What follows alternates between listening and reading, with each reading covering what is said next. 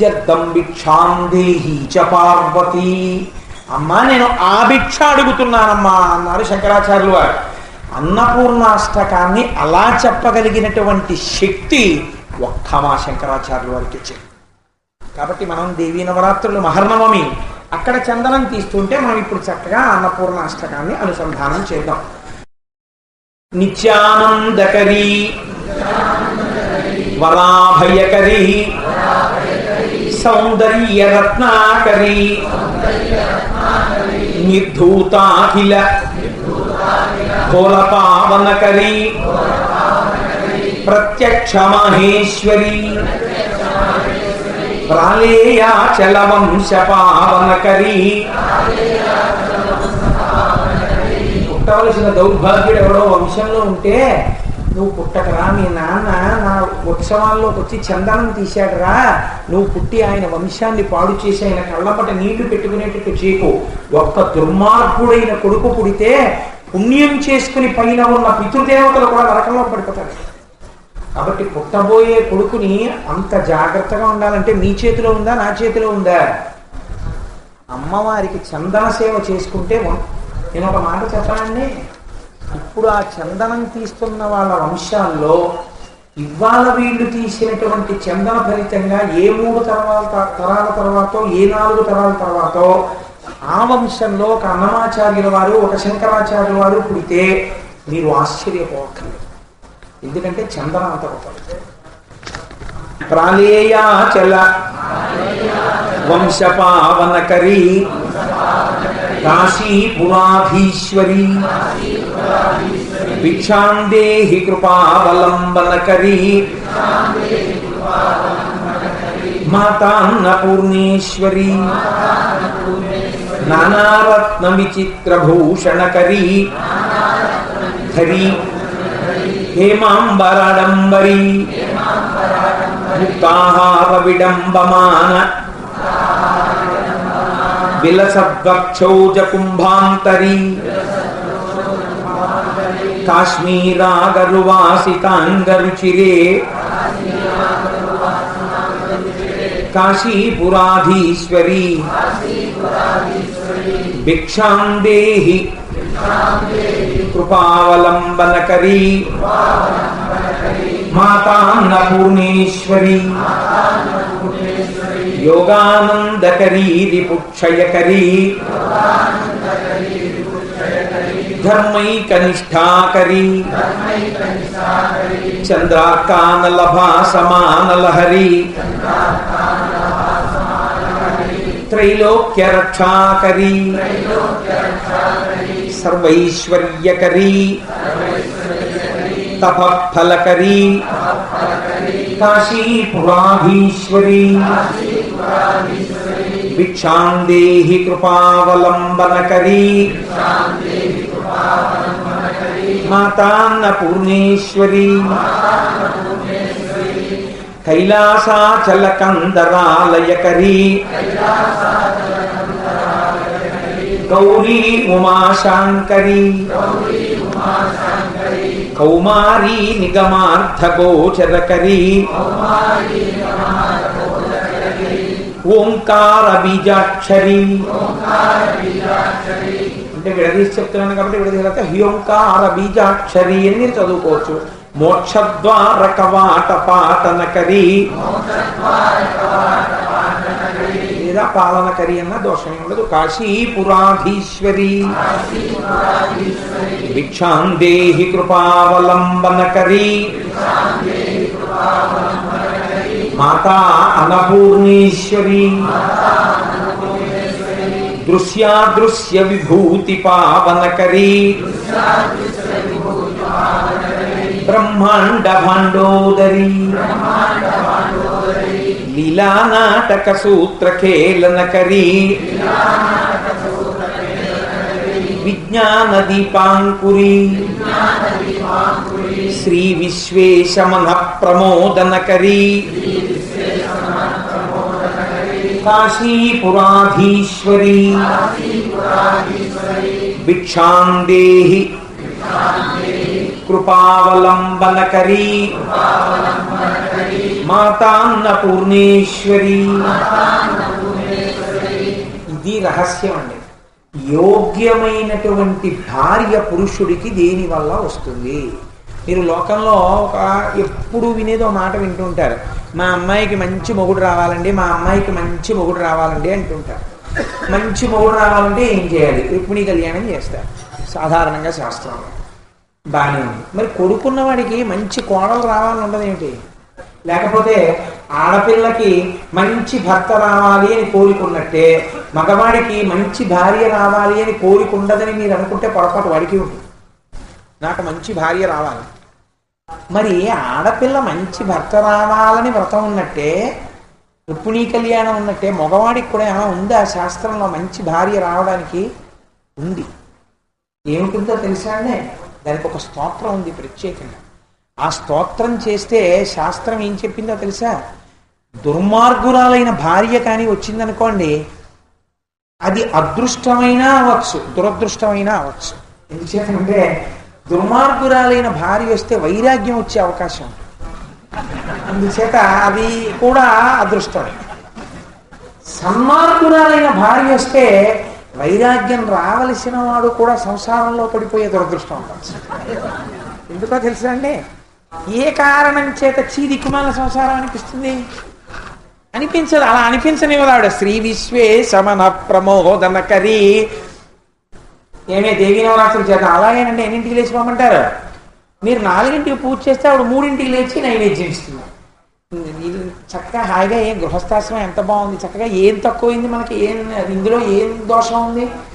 వైరాగ్యం రాదు. అబ్బా మా ఆవిడ ఉండడం వల్ల ఎంత బాగుందో పుణ్యకార్యాచరణం అనిపిస్తుంది. కాబట్టి వైరాగ్యం రావలసిన వాడిని రాకుండా చెయ్యగలదు భార్య. అసలు వైరాగ్యం రావాల్సిన అవసరం లేకుండా సంసారమునందుండిపోవలసిన వాడికి వైరాగ్యం ఇప్పించేయగలదు భార్య, ధూర్తురాలు అయిపోతే. కాబట్టి భార్య అంటే సామాన్యురాలు కాదు, ఏదైనా చేయగలదు. కానీ ఒకటి కోరుకోవాలి, ధూర్తురాలైన భార్య వచ్చి వైరాగ్యం రావాలని కోరుకోకూడదు. ఎందుకంటే మరి వంశము, పిల్లలు, ఇల్లు సక్రమంగా ఉండాలి కదండి. మంచి భార్య మంచి భర్త ఇద్దరూ కలవాలి.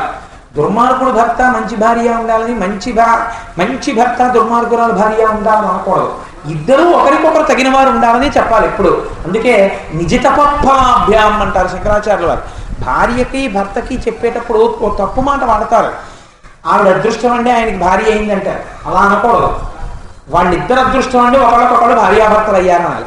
ఆయన అదృష్టం అంటే ఆవిడ ఆయనకి భార్య అయిందంటే అర్థం ఏంటో తెలుసా అండి? ఆయన దురదృష్టం అంటే ఈవిడికి భర్త అయ్యాడు. అలా అనకూడదు ఎప్పుడు. కాబట్టే నిజ తపఫలాభ్యాం తగునీ చక్రి విదర్భరాజసుతకుం తజ్జంబు వైదర్భ్యం తగునీ చక్రికి అంటారు పోతారు. కాబట్టి ఒకరికొకరు తగిన వారు అన్నారు. కాబట్టి చూడండి, అలా తగినటువంటి భార్య తగిన భర్త కలపాలంటే ఎవరు కలపాలి? అమ్మవారు కలపాలి. కాబట్టి దీని యందు మీకు ఆ అనుగ్రహం కూడా కలుగుతుంది. ఆదిక్షాంత సమస్త వర్ణనకరీ శంభు ప్రియేశాంకరీ కాశ్మీరే త్రిపురేశ్వరీ త్రినయనీ విశ్వేశ్వరీ శ్రీధరీ స్వర్గద్వార కవాటపాలనకరీ కాశీపురాధీశ్వరీ భిక్షాందేహి కృపావలంబనకరీ మాతాన్నపూర్ణేశ్వరీ. తలుపు గడియ తీసి ఉత్తమ లోకాలకు పంపించాలన్నా ఆవిడదే అధికారం. మీతో మంచి పని చేయించే బుద్ధి పుట్టించాలి. మోక్షస్థితికి తీసుకెళ్లాలన్నా ద్వారానికి గడియ తీసే అధికారం ఆవిడదే. ఆవిడే పంపించాలి. ఇహమునందు మీకు సౌఖ్యాలు కలగాలన్నా ఆవిడే కల్పించాలి. అందుకే ఆవిడ కామకోటి. మొన్న చెప్పాను కదండి, కామకోటికి అర్థం ఉర్వీ సర్వజయేశ్వరీ జయకరీ మాతా కృపాసాగరీ నారీ నీల సమాన కుంతలధరీ నిత్యాన్నదానేశ్వరీ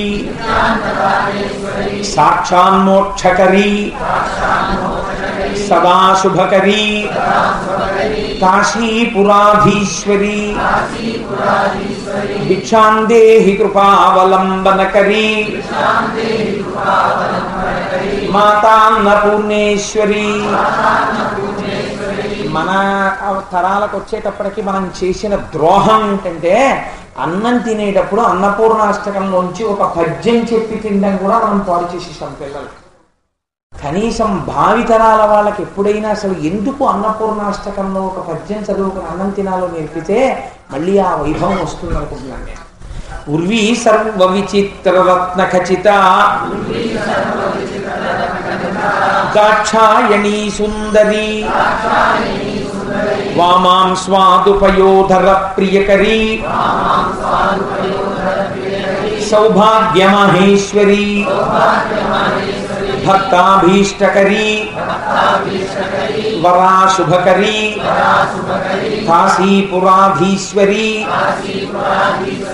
భిక్షాందేహి కృపావలంబనకరీ మాతాన్నపూర్ణేశ్వరీ. చంద్రార్కానల కోటి కోటి సదృశ చంద్రాంశు బింబాధరి చంద్రార్కాతు సమాన కుండలధరి చంద్రార్కవర్ణేశ్వరి మాలా పుస్తక పాశమంకుశధరి కాశీపురాధీశ్వరి భిక్షాందేహి కృపావలంబనకరీ మాతాన్నపూర్ణేశ్వరి క్షత్రత్రాణకరీ సదాశివకరీ మాతా కృపాసాగరీ సాక్షాన్మోక్షకరీ సదాశుభకరీ విశ్వేశ్వరీ శ్రీధరీ దక్షాక్రందకరీ నిరామయకరీ కాశీపురాధీశ్వరీ భిక్షాందేహి కృపావలంబనకరీ మాతాన్నపూర్ణేశ్వరీ. అన్నపూర్ణే సదాపూర్ణే శంకర ప్రాణవల్లభే జ్ఞాన వైరాగ్య సిద్ధ్యర్థం భిక్షాందేహి చ పార్వతీ మాతా చ పార్వతీ దేవి పితా దేవో మహేశ్వరః బాంధవా శివభక్తాశ్చ స్వదేశో భువనత్రయం. ఎవరు అనగలరండి శంకరాచార్యులు వారు చెప్పి ఇలాంటి మాటలు. మాతా చ పార్వతీదేవి, మా అమ్మ పార్వతీదేవి. ఆవిడికి ఏం తెలుసు? అన్నం పెట్టడం తెలుసు ఆవిడికి. కాబట్టి జీవితంలో అన్నమునకు లోటు రాకూడదంటే, అన్నానికి లోటు రాకపోవడం అంటే ఒకటి గుర్తుపెట్టుకోండి, మీ ఇండ్లు అన్న సమృద్ధితో ఉండడం కాదు. రుద్రం చెప్తుంది ఈ రహస్యాన్ని. ద్రాపేయం ధస్వస్పతే దరిద్రం నీలలోహిత. ఇంట్లో అన్న సమృద్ధి ఉండొచ్చు, శరీరంలో రోగం ఉంది, తినలేడు. ఇంట్లో వండిన పదార్థం నాలుక మీద పెట్టుకోవడం కుదరదు, రెండింటి మధ్యలో గ్యాప్ వస్తుంది. అలా రాకుండా తిన్నది అందరూ తిని జీర్ణం చేసుకోవాలంటే అమ్మవారి అనుగ్రహం ఉండాలి. కాబట్టి అమ్మ మాతా చ పార్వతీదేవి, మా అమ్మ పార్వతీదేవి. పితాదేవో మహేశ్వర, మా నాన్నగారు పరమశివుడు. ఏమంటే మరి అలా అయితే మా అమ్మ నాన్న సంగతి ఏంటి అంటే, దీనికి దూర్చటి ఇంకొంచెం అడుగు ముందుకేశాడు. అమ్మా అయ్యా అంచు ఎవ్వరిని నేనన్నాం శివా నిన్నేను సుమి, నీమది తల్లిదండ్రుల కంచం చూడగా బోకు, నాకిమ్మై తల్లిని తండ్రిని గురుడు నీవే కాక సంసారపు చిమ్మం చీకటి కప్పకుండా కనుమా శ్రీకాళహస్తీశ్వర. నేను ఎవరినైనా అమ్మ అని పిలిస్తే బాగా జ్ఞాపకం పెట్టుకో శివ, నువ్వు ఆవిడ ఎవరినో పట్టుకుని అమ్మ అన్నావు అనద్దు. నేను ఎవరినైనా అమ్మ అన్నప్పుడల్లా పార్వతీదేవిని పిలిచినట్టు లెక్కేసుకుంటూ అమ్మ అంటే నేను పార్వతీదేవిని పిలిచాను, అయ్యా అన్నాను అనుకోండి, పరమశివుడిని పిలిచాను, నేను అన్నప్పుడల్లా మిమ్మల్ని పిలిచానని లెక్కేసుకుని ఏం చేస్తావు? ఇన్ని మాటలు పిలిచావు, నాకు లెక్క చెప్పడం కాదు, ఇన్ని మాటలు పిలిచావు కదరా అని చెప్పి ఆ పుణ్యాన్ని అడ్డు పెట్టిన సంసారంలో ముంచేయకుండా పైకెత్తి నన్ను కాపాడు. ఇది నేను కోరుకునేది. అందమైన మాట అండి. అందుకే మన వాళ్ళు ఎవరినైనా అమ్మా అని పిలుస్తారు. అమ్మ మీరు అలా కూర్చోండి, అమ్మ మీరు బాగున్నారా అంటారు. అమ్మ అన్న మాట అమ్మవారి సమస్త వాంగ్మయ రూపమునందున్నటువంటి గొప్ప మాట, తెలుగు జాతి గర్వపడదగిన మాట అమ్మ. అటువంటి అమ్మ పిలుపుని ప్రయత్నపూర్వకంగా పక్కన పెట్టి అమ్మా అన్న పిలుపు పిల్లల చేత పిలిపించుకోకపోవడం వల్ల ఎంత ప్రేమ, ఎంత అనుబంధం ఏర్పడవలసిన దాన్ని మీరు అసహజంగా హత్య చేసి చంపేస్తున్నారో మీకు తెలియదు. మమ్మీ ఏమిటంటే పాలిచ్చే జంతువా అని పిలిచినట్టు.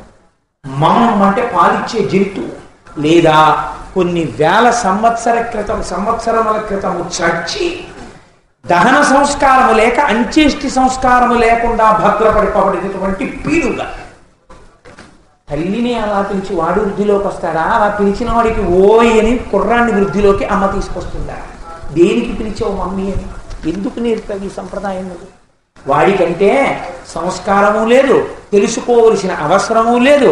అంత దౌర్భాగ్యమైన చోట వాడు పుట్టాడు. వాడికి ఉన్న దౌర్భాగ్యాలు నీకు అవసరం అయ్యాయా? నీ జాతి సంస్కారాన్ని నువ్వు పాడు చేసుకుంటావా? నీ అదృష్టాన్ని నువ్వు వెనక్కి తోసుకుంటావా? నీ తండ్రి నీకు వజ్రాలు వైఢూర్యాలు ఇస్తే ఓ భిక్షాటన చేసి అన్నం తింటావా? ఏమి నీ దరిద్రం? అమ్మాని పిలిపించుకోగలిగిన జాతిలో పుట్టి మమ్మీ అని పిలిపించుకుని పీనుగా అని పిలిపించుకుంటున్నావా? రోజు పాలిచ్చే జంతువా అని పిలిపించుకుంటున్నావా? Are you not ashamed of it? How do you say that? How do you feel that you can claim credit out of it? ఇది తెలుసుకుంటే ఏ తల్లి తన పిల్లవాడి చేత అమ్మ అని పిలిపించుకోకూడదు. పీనుగా అని ఎలా పిలిపించుకుంటారండి మీ పిల్లాడి చేత? మీరు ఇంటికి వెళ్ళి డిక్షనరీ చూడండి, ఎస్టాబ్లిష్డ్ డిక్షనరీ. మమ్ అన్న మాటకి పాలిచ్చే జంతువు అని పేరు. మమ్మీ అంటే భద్రపరపబడిన శవము అని పేరు. ఇది లేచిన దగ్గర నుంచి ఇంట్లో పిల్లాడు అమ్మని పట్టుకుని మమ్మీ మమ్మీ మమ్మీ అంటుంటే తిరుగుతున్న శవం అన్నమాట అది.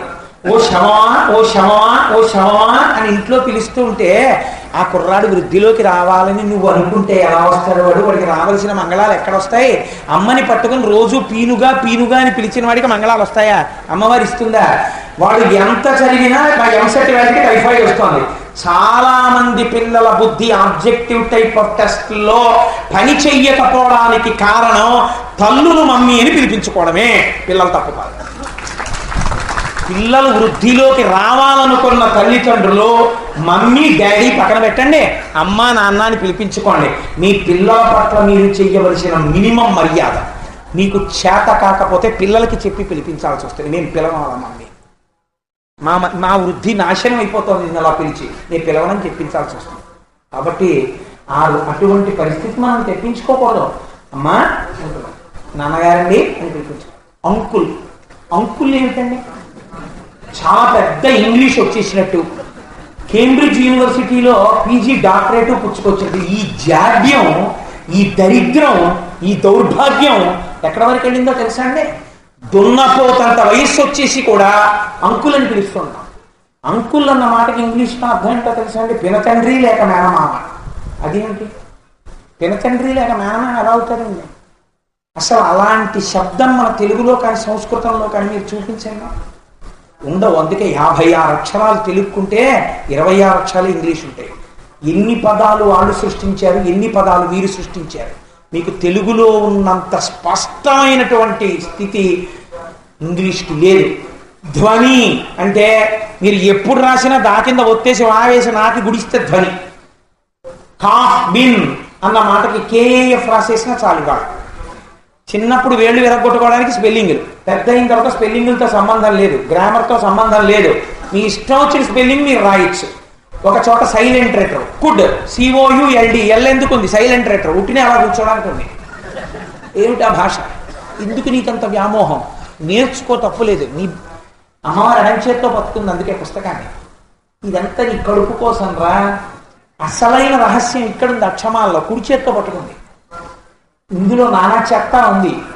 కుళ్ళు అంటాడు పిల్లడు పాపం తెలియక. ఎల్ సైలెంట్ నాన్న. ఎందుకు సైలెంట్ అన్న? మరి ఎందుకు పెట్టావు ఎల్ అక్కడ అంటే? అబ్బా నోర్మై అంటే వీడు చెప్పలేడు. సైలెంట్ అయితే లెటర్ ఎందుకు అక్కడ? అలా నాకు తెలుగులో ఒకటి చూపించండి. ఆ సైలెంట్ లెటర్ అండి, అది పలకదండి, ఉట్టినే పెట్టానండి అన్న పదాన్ని ఒకటి నాకు తీసుకొచ్చి చూపించండి తెలుగు భాషలో. అంత ఔన్నత్యమైన భాషకి వారసురాలవై వారసుడవై తెలుగు పలకకరా, తెలుగులో మాట్లాడకరా, ఇంగ్లీష్లోనే మాట్లాడు. మా పిల్లాడికి తెలుగు రాదండి, నీ పిల్లాడు చాలా గొప్ప ఇంగ్లీష్లో మాట్లాడితే నేను సంతోషిస్తాను. కానీ నీ పిల్లాడికి ఇంటికి వచ్చిన వాళ్ళతో కూడా తెలుగులో మాట్లాడడం రాకపోతే ఆ ఇంటికి నేను వెళ్ళను. నాకు అంత అసహ్యం. మా ఇంటికి ఎవరైనా వచ్చి అంకులని పిలిస్తే నేను ఆశీర్వచనం. నేను వాడికి పినతండ్రినా మేనమావనా నాకే కన్ఫ్యూజన్. నేను ఏ స్థాయిలో చేయను? నన్ను అంకుల్ అని పిలిచాడు అనుకోండి ఓ పిల్లాడు వచ్చి, ఇప్పుడు నేను ఆయన తల్లిని ఏమని పిలవను? నేను ఆవిడికి తమ్ముడినా, వాళ్ళ ఆయనకి తమ్ముడినా, మరదలని పిలవనా, అక్క చెల్లెలని పిలవనా, ఏమని పిలవనానండి? The boy has created a confusion in my brain. నేను మేనమావనో పినతండ్రిలో తెలియని అయోమయ స్థితికి నన్ను తీసుకెళ్ళాడు. అదే ఒకరు వచ్చి మామయ్య గారండి అన్నారు అనుకోండి, జడ్జి గారు అబ్బాయిలు ముగ్గురు నన్ను చక్కగా వాళ్ళ ఊరెడితే మామయ్య గారండి అని పిలిచారు, పొంగిపోయాను. అంకుల్ దౌర్భాగ్యం లేదండి, డిస్ట్రిక్ట్ జడ్జి ఆయన పిలిపించుకోలేరండి వాళ్ళ పిల్లలతో అంకులని, పిలిపించుకోరా, అందుకే పోల్దండి వేసింది అమ్మవారు. మనకి ఎంత సంతోషమో, తాటి చెట్లు అంతంత ఎదిగిపోయి కూడా అంకులని పిలుస్తుంటాం. నాలిక బయటికి తీసి కాళికాదేవి బీజాక్షరాలు రాసినట్టు అట్లకాడ కాల్చి వాటెట్టేయాలి. ఏమిటి అంకులు? అంకులేము. బాబాయ్య అని పిలవలేవా, మామయ్య అని పిలవలేవా? దేనికి అంకుల్ ప్రయోగం నీకు? నీకు అంతకన్నా సమున్నతమైన భాషా ప్రయోగం నీకుంటే అంకులు ఆంటీ అంటే మా ఆవిడ మేనత్త పినతల్లి నీకు. నేను మామయ్య వరుసలో నిలబడితే పినతల్లి వరుసలో నిలబడింది అనుకోండి, మా ఇద్దరి మధ్య సంబంధం నాశనం అయిపోయింది. నీ దిక్కుమాలిన పిలుపుల వల్ల ఇన్ని ఇబ్బందులు, ఎంత తాపత్రయమో చెప్పలేను. ఇవాళ ఎలా అయిపోయిందో తెలుసా అండి? గోదావరి ఎక్స్ప్రెస్లో వచ్చానండి, గోదావరి ఎక్స్ప్రెస్లో వచ్చాను అంటే ఇంగ్లీష్ మాట్లాడాను. గోదావరి అంటే ఇంగ్లీష్, గోదావరి అంటే తెలుగు. అందుకని గోదావరిలో ఎందులో వచ్చారండి అన్నా అనుకోండి, తెల్లవారకట్ట గోదావరి ఎక్స్ప్రెస్లో దిగానండి. గోదావరి ఎక్స్ప్రెస్, గోదావరి నీకు బుర్ర అసలు ఆ ఉచ్చారం ఉందా ప్రపంచంలో?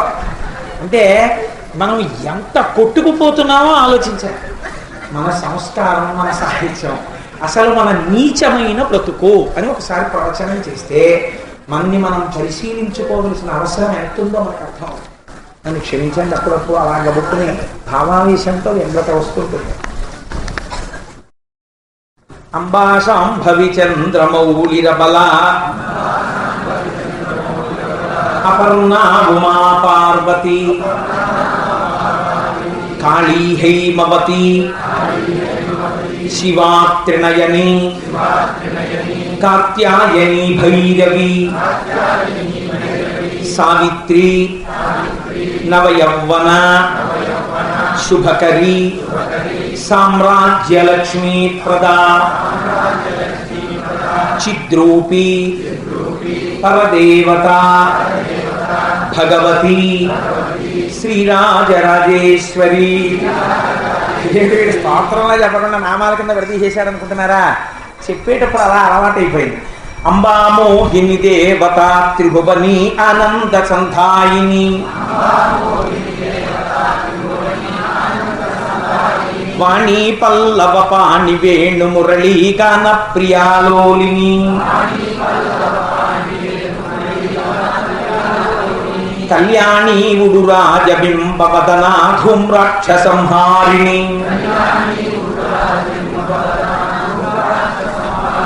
చిద్రూపీ పరదేవత భగవతి శ్రీరాజరాజేశ్వరి అంబానూపురరత్న కంకణధరీ కేయూరహరావళి జాజీ చంపకవై జాజీ పంకజ వైజయంత వలయగ్రైవేయ వైరాజిత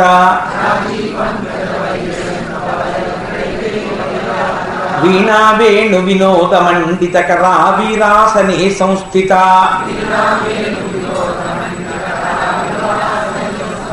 చిద్రూపీ పరదేవత భగవతి శ్రీరాజరాజేశ్వరి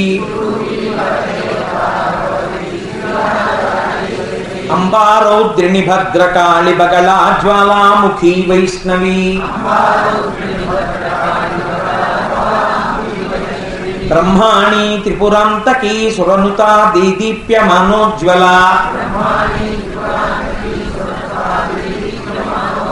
చాముండా శ్రితరక్షపోష జననీ దాక్షాయణీ పల్లవి చిద్రూపీ పరదేవతా భగవతి శ్రీరాజరాజేశ్వరి అంబాశూలధను కుశాంకుశధరీ అర్ధేందుబింబాధరీ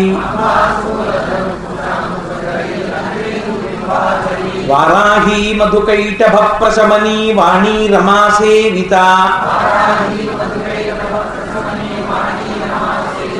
మల్లాద్యాసురమూక దైత్యదమనీ మాహేశ్వరీ అంబికా చిద్రూపీ పరదేవతా భగవతి శ్రీరాజరాజేశ్వరి అంబా సృష్టి వినాశ పాలనకరీ ఆర్యా విసంశోభిత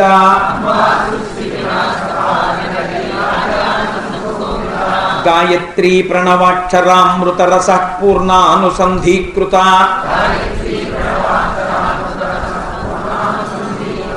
ఓంకారీ వినుతాసురార్చిత పదా ముద్దండ దైత్యాపహ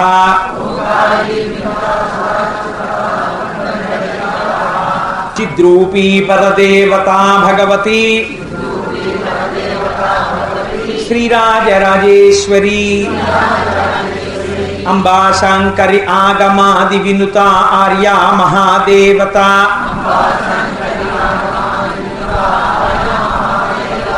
యా బ్రహ్మాది పిపీలికాంత జననీ యా వై జగన్మోహిని యా పంచ ప్రణవాది రేఫ జననీ యా చిత్కళామాలిని చిద్రూపీ పరదేవతా భగవతి శ్రీరాజరాజేశ్వరి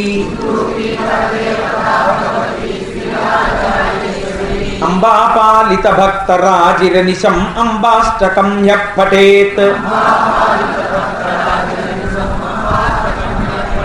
అంబాలోక కటాక్ష వీక్షణ సదా ఐశ్వర్య సమృద్ధిదా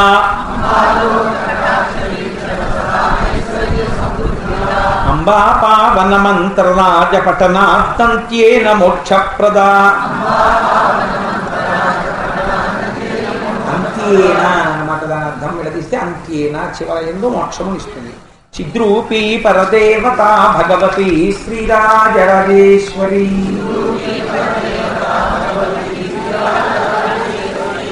ఇది శని వృక్ష స్తుతి అని. అసలు యథార్థానికి ఏం చేయాలంటే విజయదశమి నాడు వీలైతే రేపు చేద్దాం స్వామి. పోలేండి, విజయదశమి నాడు తప్పకుండా ఈ శ్లోకం చదువుకోవాలి. కాగితం మీద రాసి శని వృక్షానికి తగిలిస్తారు. ఒక్కసారి చదవండి. విజయదశమి నాడే విరాట పర్వంలో పాండవులు అర్జునుడు ప్రత్యేకించి ఆ పైనుంచి ఆయుధాల మూట కిందకి దింపాడు. శమీ వృక్షం మీద దాచి ఉంచారు. అయ్య బాబోయ్, ఆ శమీ వృక్షం మీద పెట్టేటప్పుడు విరాట పర్వంలో ధర్మరాజు గారు ఎంత అల్లరి చేస్తాడో. ఆ ఆయుధాలన్నింటినీ మూట కట్టి పైన పెట్టి ప్రార్థన చేస్తాడు ఆయుధాలని. ఇవి ఇతరులకు శవమ మూటగా కనపడుగాక అని. అని పాండవులంత అమాయకుడు కాదు. శవం మూటగా కనపడితే ఒక శవాన్ని తీసుకెళ్లి చెట్టు మీద ఎట్టి కిందకి దిగారనుకోండి, అనుమానం రాదా? శ్మశానంలో వాళ్ళు తీసుకెళ్లి శ్మశానం పక్కన ఉన్నటువంటి అమ్మ బాబా శ్మశానాన్ని వర్ణించారు తిక్కన గారు విరాట పర్వంలో. మీకు ఎప్పుడైనా విరాట పర్వం చెప్పినప్పుడు విందులు గాని అందులో పద్యాలు ఆ పైన పెడుతూ ధర్మరాజు గారు అంటాడు, అనుమానం వస్తుంది ఎవరైనా చూస్తే చుట్టుపక్కల నుంచి. చెట్టు మీద తల్లి శవం ఎందుకు పెట్టారు? 5 కొడుకులు కోడలు కలిసి అని పెద్దగా అరుస్తాడు. మా అమ్మ మరణించింది, మాకున్న అలవాటు ప్రకారంగా శవాన్ని దహనం చెయ్యం, భూస్థాపితం చెయ్యం, చెట్టు మీద పెడతాం. అందుకని మా అమ్మ శవాన్ని చెట్టు మీద పెడుతున్నాం 5 కొడుకులను కలిసి అని చెప్పి ఓ పెద్ద అరుపరుస్తాడు. అందుకని ఆ శమీ వృక్షం పాండవుల యొక్క ఆయుధ సంపత్తిని కాపాడింది. ఆ శమీ వృక్షం పేరెత్తితే చాలు పాపాలు క్షమిస్తాయి. అంత గొప్ప చెట్టు, అది అమ్మవారి స్వరూపం. అందుకని దసరా నవరాత్రులు కదా అని ఆ శ్లోకం కూడా వేశారు. చక్కగా అందరూ ఒక్కసారి చెప్పండి. శమీ శమయతే శమయమే పాపం, శమీ శత్రు వినాశిని, అర్జునస్య ధనుర్ధారి, రామస్య ప్రియదర్శిని. అర్జునస్య ధనుర్ధారి అనడానికి ఒక రహస్యం ఉంది. ఉత్తర కుమారుడు అడిగాడు అర్జునుణ్ణి, నిన్ను అర్జున పల్గొన పార్థ బీభత్సో విజయకృష్ణ ధనంజయ నీకు దశనామాలు ఉన్నాయి కదా, ఆ అర్జున పల్గొన పార్థ కిరీటి బీభత్సో శ్వేతవాహన ఈ నామాలకు అర్థం ఏమిటో ఒక్కసారి చెప్పు. ఎప్పుడైనా అర్జునుడు కనపడితే అడగాలనుకున్నాను, నా అదృష్టం ఇవాళ నీ రథానికి సారథ్యం చేస్తున్నాను, ఒక్కసారి ఆ మాటలకు అర్థాలు చెప్పంటే విరాట పర్వంలో అర్జునుడు తన నామాలకి తానే వ్యాఖ్యానం చేసుకున్నాడు. అదో విచిత్రం విరాట పర్వంలో. అవి ఉత్తర కుమారుడు విన్నాడు. అర్జునస్య ధనుర్ధారి, అందులో గాంధీవి అని ఒక పేరు అందులో చెప్పుకుంటాడు. కాబట్టి ఆ శమీ వృక్షానికి అంత గొప్పతనం ఉంది. ఇది అష్టాదశ పీఠస్థ దేవీ స్మరణం. ఏ పీఠమనందు అమ్మవారు ఏ పేరుతో ఉంది. చక్కటి స్తోత్రం. అందరూ చెప్పండి అమ్మా. మహర్నవమి నాడు చెప్పవలసిన మాటలు మనం చెప్పుకుంటున్నాం దేవాలయంలో కూర్చుని. ఇంకింతకన్నా పుణ్యమే ఉంటుంది. లంకాయాం శాంకరీ దేవి కామాక్షి కంచికాపురౌ ప్రద్యుమ్నే శృంగళాదేవి చాముండా క్రౌంచపట్టణే అలంపురీ జోగులాంబ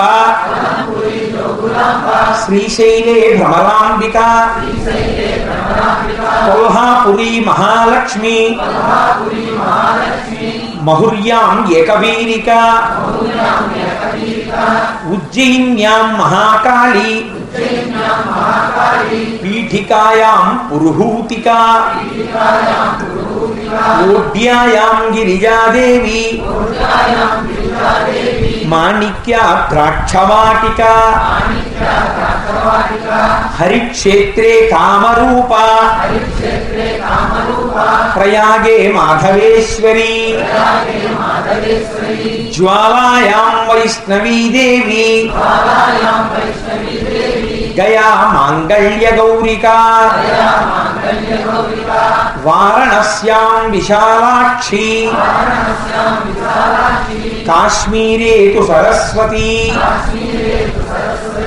అష్టాదశాని పీఠాని యోగినామపి దుర్లభం సాయంకాలే పఠేన్నిత్యం సర్వశత్రు వినాశనం సర్వపాపహరం పుణ్యం. సర్వపాపహారం కాదు, ఆ దీర్ఘం తీసేయండి. అక్కర్లేని దీర్ఘాలు ఇచ్చేయడంలో మన వాళ్ళు ఘటికులు. ఆ దీర్ఘం తీసేయండి, అర్థమే మారిపోతుంది. సర్వపాపహారం అంటే సర్వపాపహరం పుణ్యం సర్వసంపత్కరం శుభం